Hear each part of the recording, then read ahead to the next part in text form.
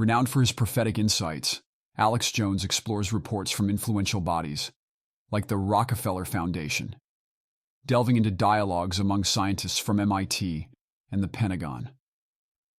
His focus is on a future era where technology governs daily life seamlessly. Expressing concern about global initiatives like Agenda 2030, which aims to restrict individual liberties through measures such as product limitations and lifestyle enforcement, Jones highlights the fundamentally anti-human nature of these agendas. He also emphasizes their ability to predict the trajectory of future societal norms. Don't miss. How does Alex Jones claim to make accurate predictions about future societal changes? What reports and entities does Alex Jones refer to while discussing his predictions? What are some examples of agendas Alex Jones mentions, and how do they shape his forecasts? Sure. I'm just, for the record, I miscalled that completely. I didn't think they were going to do it. You were right. I was wrong, not for the first time. But the 9/11 thing, I remember that really well. Nobody was thinking like that. So you called it in public on tape. Did the 9/11 Commission... So if I'm the FBI and I'm investigating 9/11, you're like the first guy I would call. I'm just for the record, I miscalled that completely. Did the 9/11 Commission. So if I'm the FBI and I'm investigating 9/11, you're like the first guy I would call challenges conventional narratives, encouraging in-depth exploration by offering unique insights that non-traditional perspectives, such as those expressed by Alex Jones, can provide on occasion. Because you're the only person who said that out loud. Did they call you? No, they didn't. But my most accurate prediction, going back over a decade, was when I read the Rockefeller Foundation Operation Lockstep, and they described using a virus to bring in world government, to bring in a world medical ID, that they would then build the social credit score off of, and that they would make people wear masks for fear, and that they would shut down sporting events and things like that. Using a virus to bring in world government, to bring in a world medical ID, make people wear masks for fear that they would shut down sporting events and things like that. Concerns are growing about the potential exploitation of crises such as the COVID-19 pandemic by specific globalist interests to implement broad control measures like global governance and surveillance. These measures are perceived as infringements on individual freedoms. And basically phase in this new tyranny. So I was also able to specifically make that prediction over and over and over again because I was going off their own battle plans. Are you the only person in media who actually reads these reports? Are you the only person in media who actually reads these reports? In response to the need for clarity, the government underscores the importance of alternative voices, such as Alex Jones, emphasizing their role in drawing attention to neglected information. The implication is that mainstream media may not thoroughly examine official reports or raise essential questions. I don't think a lot of people do read them, but I do read them. I mean, I'm currently reading MIT reports from their top councils, Pentagon reports. They have a working group called the Mad Scientist Group at the Pentagon that works with MIT. And if you go watch their hour-long, 2-hour-long, 3-hour-long meetings they have on YouTube with all the tops, I mean, we're talking hundreds of top scientists, they admit that they're building a post-human world, that soon everyone's going to be mind-controlled, that they're going to put smart dust in our food. They admit that they're building a post-human world, that soon everyone's going to be mind-controlled, that they're going to put smartness in our food. Concerns are emerging regarding the consequences of technological progress and the perceived loss of autonomy, affecting privacy and personal freedom. That they can electromagnetically control, and they just lay it all out right there. And I've learned what these people said in the 50s they would do were done by the 70s. What they said their plan was in the 70s for the 90s, they got done. And then when they had their Agenda 21 in Rio de Janeiro in 1992, the big UN summit, they described everything they would do up until the year 2000, and they got almost all of that done. And now they've got Agenda 2030, and we're going to ban your gas stoves, we're going to ban beef, we're going to ban single-family dwellings, we're going to ban private ownership of cars, and we're going to do all this, and now you see them rolling it all out. And now you see them rolling it all out. The current scenario, viewed by a skeptical audience wary of globalist motives, is seen as a validation of their doubts. emphasizing the need for urgency and credibility. So I'm not really making predictions in these high-level World Economic Forum and other large think tank groups. They are laying out the future, and they're high priests of the World Economic Forum. That's a consortium of all these groups. You all know Harari. You can read his quotes. The future is not human. The human era is over. The public is useless. I mean, this is a very anti-human system. So that's The future is not human. The human era is over. The public is useless. I mean, this is a very anti-human system, expresses concern about ideologies, undermining the importance of individual human values. It highlights a trend towards a system that favors groups, raising the possibility of exerting control over individual agencies. how I'm able to make predictions, because they've given us a roadmap. They tell us where they want to take us. And so when the public wakes up, we push back on some of it, but they always come back. And so I'm just following the trajectory of where they say they want to take us. And there were a lot of white papers, not just the PNAC document from 2000, a year before 9/11, where they describe we really need big terror attacks. We really need Pearl Harbor events to get Americans to give up their rights. They tell us where they want to take us. A year before 9/11, where they described, we really need big terror attacks. We really need Pearl Harbor events to get Americans to give up their rights. Emphasizes the idea that influential entities have the ability to exploit crises or events, shaping public opinion to rationalize actions that encroach upon civil liberties. And Tucker Carlson, just for the record, I miscalled that completely, did the 9/11 Commission. So if I'm the FBI and I'm investigating 9/11, you're like the first guy I would call, challenges conventional narratives, encouraging in-depth exploration by offering unique insights that non-traditional perspectives, such as those expressed by Alex Jones, can provide on occasion. Using a virus to bring in world government to bring in a world medical ID, make people wear masks for fear that they would shut down sporting events and things like that. Concerns are growing about the potential exploitation of crises, such as the COVID-19 pandemic, by specific globalist interests to implement broad control measures, like global governance and surveillance. These measures are perceived as infringements on individual freedoms. Are you the only person in media who actually reads these reports? In response to the need for clarity, the government underscores the importance of alternative voices, such as Alex Jones, emphasizing their role in drawing attention to neglected information. The implication is that mainstream media may not thoroughly examine official reports or raise essential questions. They admit that they're building a post-human world, that soon everyone's going to be mind-controlled, that they're going to put smartness in our food. Concerns are emerging regarding the consequences of technological progress and the perceived loss of autonomy, affecting privacy and personal freedom. And now you see them rolling it all out.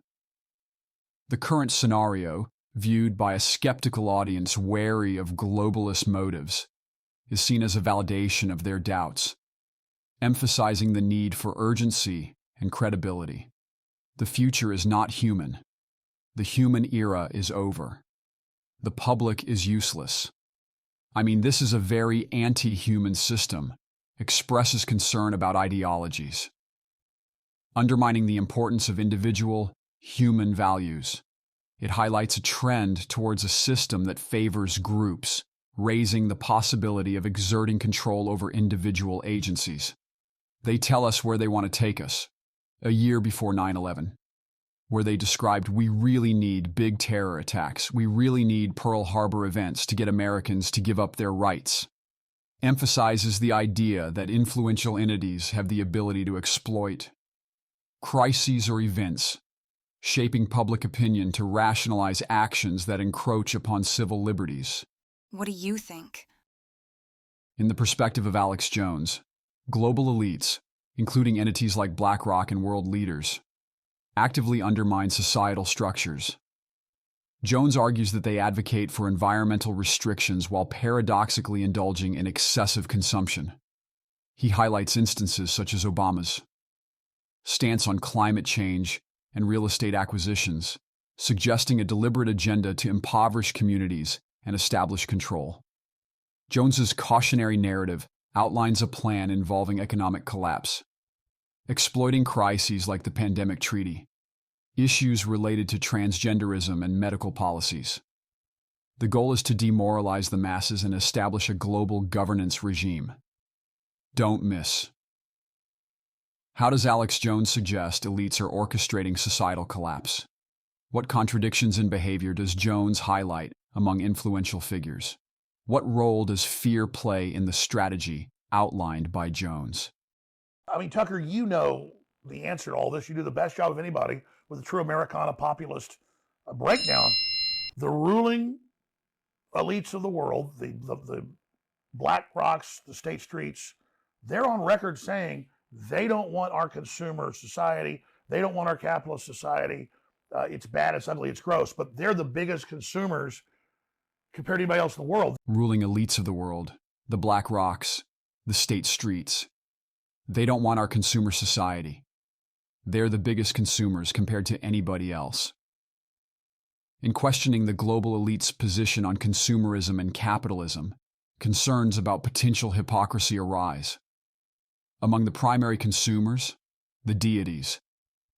Doubts linger about the authenticity of the elite's expressions regarding environmental and economic issues. Their quote, carbon footprints are thousands of times bigger than the average person. Carbon footprints are thousands of times bigger than the average person. Telling you can't have a car or air conditioning. Critiques the perceived double standards within elite environmentalism. It explores influential figures who ardently promote environmental responsibility, but are frequently seen not adhering to the standards they advocate. Leonardo DiCaprio or Klaus Schwab literally have carbon footprints thousands of times bigger than the average poor working American that they're telling you can't have a car or air conditioning. Remember, before Obama left office, he traveled to Latin America, to Africa, the Middle East. And what did he tell them in speeches? The clips are famous. You can't have a car or air conditioning. Obama traveled to Latin America, to Africa, the Middle East. You can't have a car or air conditioning. Highlights a common situation where a political leader advocates for environmental restrictions for the public, but fails to adhere to these regulations personally. The earth will overheat and burn up.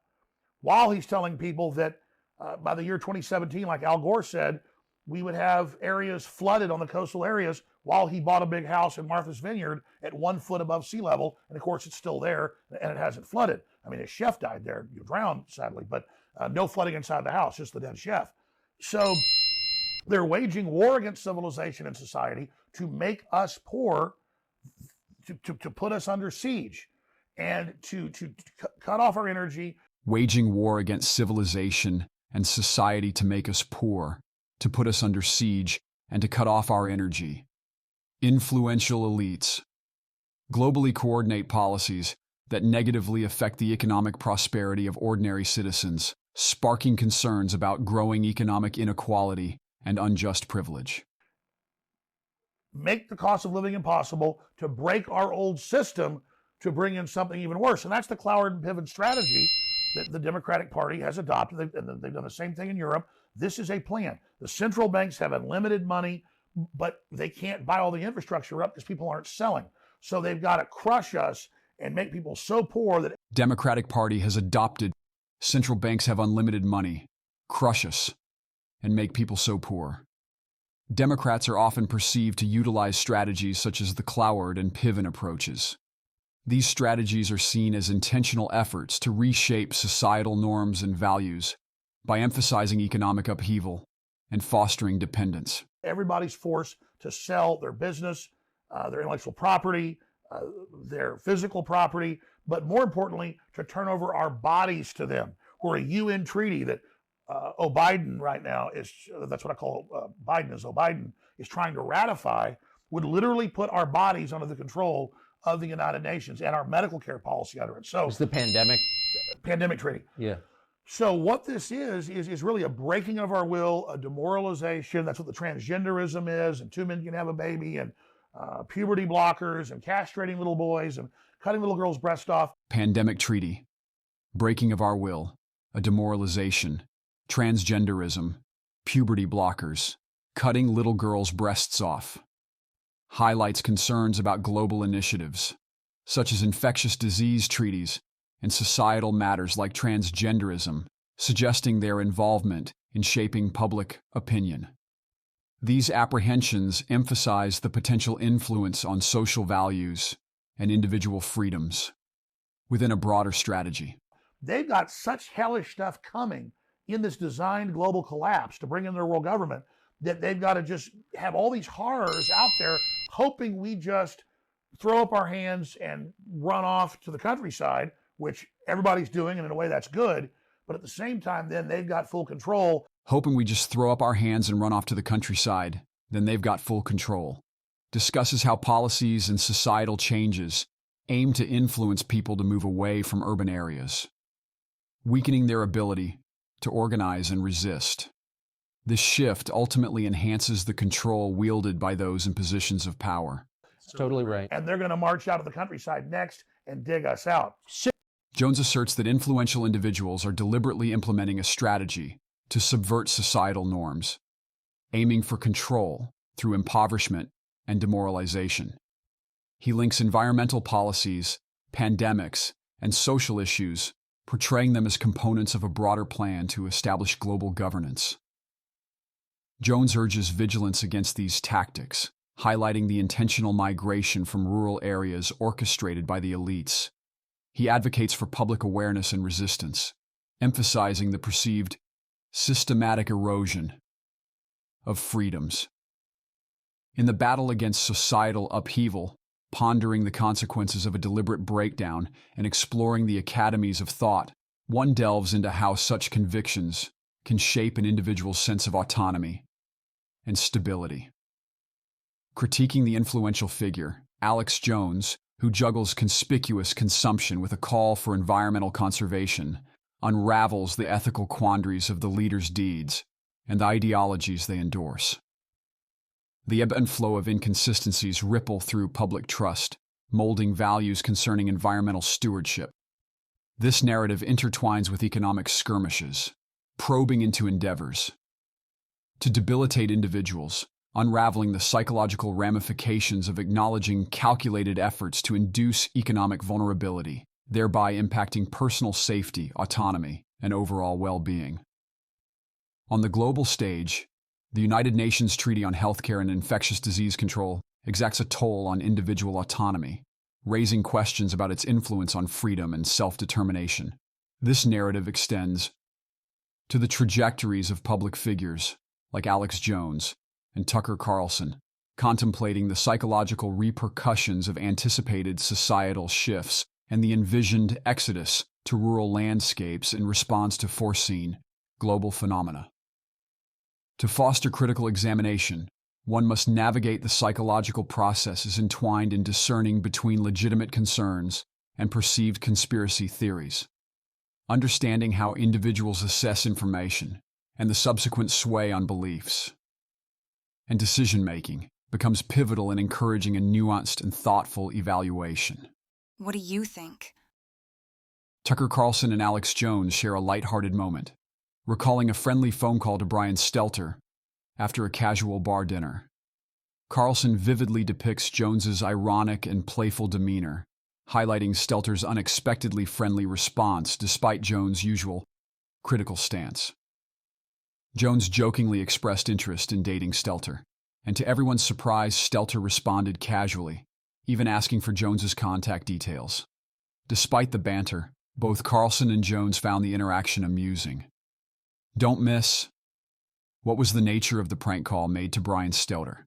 How did Brian Stelter react to Alex Jones's sarcastic remarks during the call?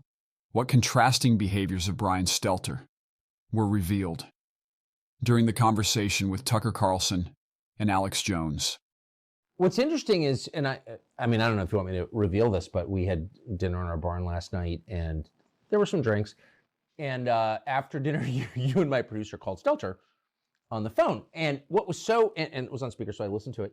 What was so interesting was You've been very clear in a very direct, pretty masculine way, I would say, about how you feel about Brian Stelter. There's not a lot of... Pretty masculine way highlights the distinctive contrast between conventional masculine traits and the way Alex Jones articulates his opinions, emphasizing a unique manifestation of traditional masculinity. Confusion about your views on Stelter after clips like that, which doubtless he's seen because he Googles himself compulsively. He was very kind of syrupy sweet with you. Syrupy sweet with you. In private conversations, Brian Stelter, known for his liberal perspective, deliberately adjusts his tone and approach to avoid confrontations and maintain positive relationships with individuals who hold opposing views. And that's why I was sarcastic and told him I want to date him. You did, yeah. In fact, the exact line that you had was, Brian, I'm not usually gay, but I want you. I'm not usually gay, but I want you. Delves into the nuanced territory of conversations about humor, satire, gender, and sexual preferences. It highlights the complex nature of these discussions, often shaped by cultural sensitivities. Yeah. And he seemed a little bit, I'm not saying he's open to it or whatever, but he wasn't shocked by it. And he's like, give me your phone number. I want to talk to you. Yeah. And then he hit your producer up. Please give me his number right now. Yeah, that was interesting. But I was being silly with him. But there was also a line. He goes, oh, Alex Jones. I said, I want you to come on my show. He said, oh, you still got a show? You still got a show. The current media visibility of Alex Jones raises a significant worry regarding the mainstream media's handling of dissenting voices. And I went, no, you're the one that doesn't have a show. Sorry, I should. It's Tell him the other line. It's so boorish to like recount conversations people weren't witnessing. It was funny though. But you said, you're off TV now, but you were a real star. I mean, not on CNN, but on my show. You're off TV now, but you were a real star. I mean, not on CNN, but on my show. The contrast in values, as highlighted by Alex Jones on Tucker Carlson's show, compared to mainstream media such as CNN, has the potential to garner sympathy from audiences who view alternative media as more authentic and reflective of their perspectives. So good. In a lighthearted account, Carlson and Jones recount a surprising and amusing encounter with Brian Stelter. Despite their usual critical stance toward Stelter, the interaction is portrayed as a playful phone call marked by sarcastic banter. The anecdote highlights a jovial exchange between these contrasting figures, offering a glimpse into a more relaxed dynamic that transcends their public disagreements. Within the realm of prank phone calls, there lies a delicate interplay of lightheartedness, humor, and nuanced interactions among media personalities, fostering camaraderie and playful exchanges in social scenarios. Brian Stelter's unexpectedly sweet demeanor may be construed as a social adaptation strategy, or a coping mechanism for potentially awkward situations. Conversely, Alex Jones's playful jests serve as a means to unwind and infuse levity into conversations. Examining Brian Stelter's response to Alex Jones's comments about putting on a show unveils a complex interplay involving professional identity and recognition. Stelter's reaction encompasses elements of pride, a defensive stance, and potentially a boost to self-esteem tied to professional accomplishments. This dynamic mirrors the retrospective scrutiny of Tucker Carlson, exploring power dynamics within social and professional groups. It also delves into existential inquiries about one's position and influence within the media landscape and broader social hierarchy. What do you think? I promote myself and my videos. Hello, I'm Bong Sim, a Canadian resident of Asian descent. During the day, I work as a professional counselor, and at night, I do Uber food delivery. Instead of speaking in my videos, I prefer to express myself through writing. In today's world, speaking the truth can have serious consequences, both for my professional life and personal well-being. That's why I'm choosing to pen down my thoughts and using a platform to share them on my behalf. Some people find my videos uninteresting, too strict, and they even criticize the appearance of the individuals featured, including their tiredness, Asian, or perceived flaws. I understand these concerns, but I genuinely believe in the purpose behind creating these videos. Unfortunately, Recent Canadian legislation has resulted in the censorship of free speech and online content. And although Google hasn't explicitly admitted their involvement, I suspect they play a part in it. Despite my efforts to monetize my content on YouTube, I haven't been able to earn any income from it. I've tried 3 times, and all my attempts were rejected. They turned me down for reasons like lacking creativity, not having a recognizable face, or not having a distinct voice. Nevertheless, I've made several adjustments to my videos, hoping to overcome these challenges. If you share my belief and support what I'm doing, I would genuinely appreciate your backing.